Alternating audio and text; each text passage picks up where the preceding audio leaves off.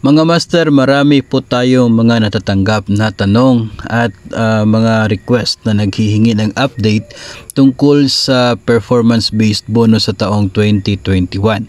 Bagamat gustong-gusto po natin na magbigay ng update mga master, pero sa kasamaang palad ay wala pa po talagang bago sa ngayon pagdating po sa PBB 2021. Wala pa rin pong mga bagong releases na allotment or allocation itong Department of Budget and Management or DBM. Sa ngayon mga master ay patuloy pa rin yun pong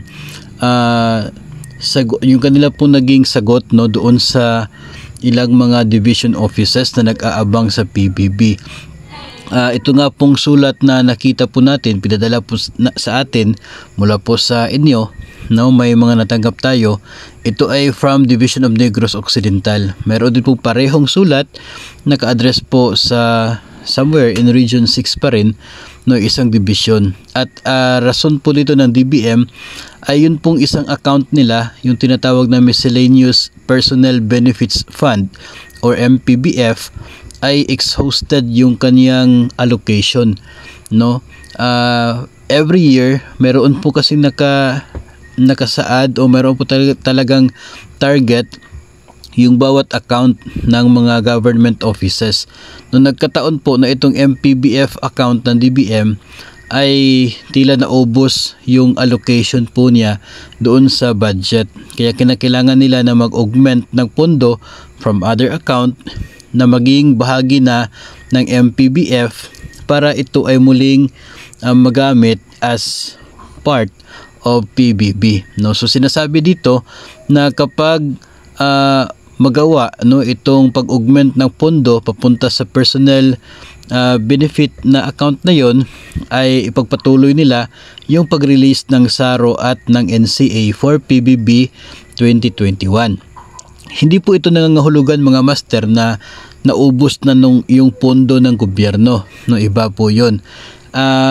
Yung isa pong account lamang, yung nakalaan po na budget for one account ay na-exhaust or naubos, kaya kinakailangan nilang kumuha from other account para ma-convert into MPBF. The same is true kapag nagre-release po tayo ng SRI.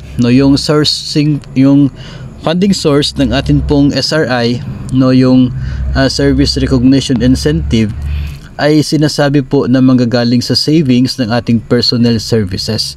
Yung pong pondo, isang account kung saan nandun po yung para sa salaries and benefits ng mga empleyado, dapat manggaling sa savings doon yung para sa SRI. Pero dahil kukulangin, kaya kinakailangan na mag-augment, mag-convert ng pondo from MOOE to PS para pwede magamit for SRI. The same is true, parang ganun po yung eksena dito sa isang account na ito ng DBM. Nakulangan yung pondo under the MPBF, kaya mag-convert ng pondo from other account into MPBF para mapagpatuloy yung pag-release ng allocation for PBB 2021. Posible po na may mga benefits na na-release ngayon na hindi po napansin or hindi po napabilang doon sa budget. Parang ganun nga po yung eksena. Yun po ay sa ating pagkakaintindi dito po sa pangyayaring ito. Pero it does not mean na naubusan ng pondo yung gobyerno, na naubusan na ng pera yung gobyerno. It does not mean na ganun po yung pangyayaring ito. So abangan na lamang po natin yung muling pag-release ng SARO at ng NCA ng DBM doon po sa iba't ibang mga offices na wala pa pong PBB 2021. Ito po ay hindi lamang apektado yung DepEd, kundi lahat po ng mga government agencies na wala pang PBB sa ngayon, lahat po ay apektado dito. Yung mga nasa division offices, regional offices ng DepEd, lahat-lahat sila ay kasali po dito sa apektado dito kasi wala pa po silang pondo for PBB.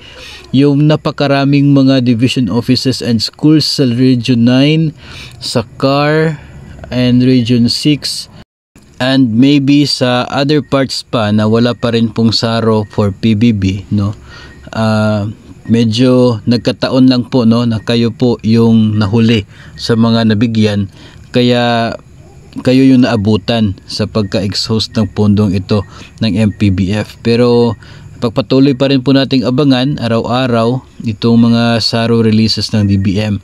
No, patuloy pa naman yung pag-release nila ng SARO sa ngayon. Pero as of now, wala nang para sa PBB, no, as of now.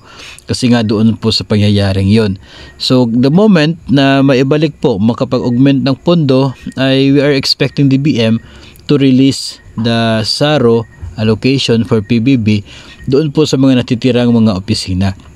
Yun naman po ay pangako ng DBM na the moment na maging available ay ipagpatuloy po at hindi na madidelay. So abangan na lamang po natin yung pagdating ng araw na yon at saka po tayo magpatuloy sa pagbigay ng update. Sa ngayon po ay wala pa rin po tayong maibigay no na petsa o kaya ay deadline kung gaano katagal itong prosesong ito ng DBM, no, kung gaano pa katagal yung hihintayin para muli makapag-release ng allocation for PBB.